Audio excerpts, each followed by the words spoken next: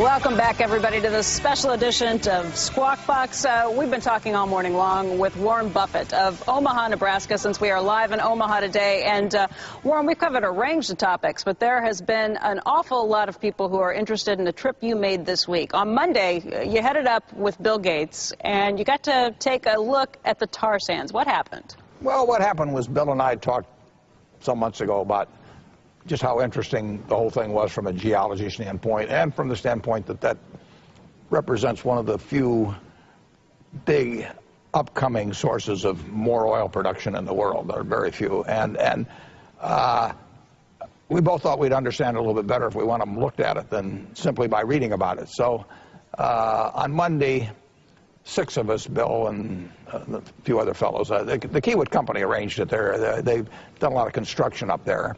And we went up and to northern Alberta, and we saw a very big mining type project. There are 2 ways that they recover oil from the tar sands. And then we went to this in situ project also, and we had some terrific people explain a lot about how it worked, both from an economic standpoint and from a physical standpoint. And was this something that you came up with, that Bill came up with, your friend Walter Scott from the Kiewit Company? Who came up with the idea? Walter Scott arranged it for him. Walter, a whole lot smarter than I am about what goes on in mining and all of anything to do with the real world. I'm good with numbers.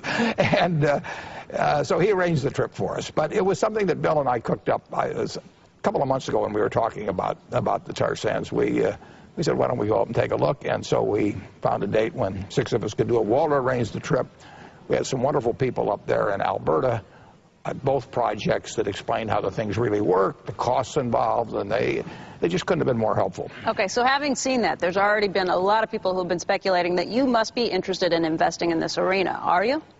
No, I go to the movies, but I don't buy movie companies. I mean, I'm always interested in understanding the math of things and understanding as much as I can about all aspects of business. And what I learned today may be useful to me 2 years from now. I mean, if I understand the tar sands today and oil prices change or whatever may happen, I've got that filed away, and I can use it at some later date. And that's really the wonderful thing about investments is your knowledge is cumulative. So if you learn about coal or you learn about retailing or something 40 years, it's useful at some point. Wait, does that make you think that an investment in a tar sands company, somebody who's taking advantage of that, would not be worth it at $120 a barrel for oil? Well, the biggest variable in whether it's a good investment is the price of oil.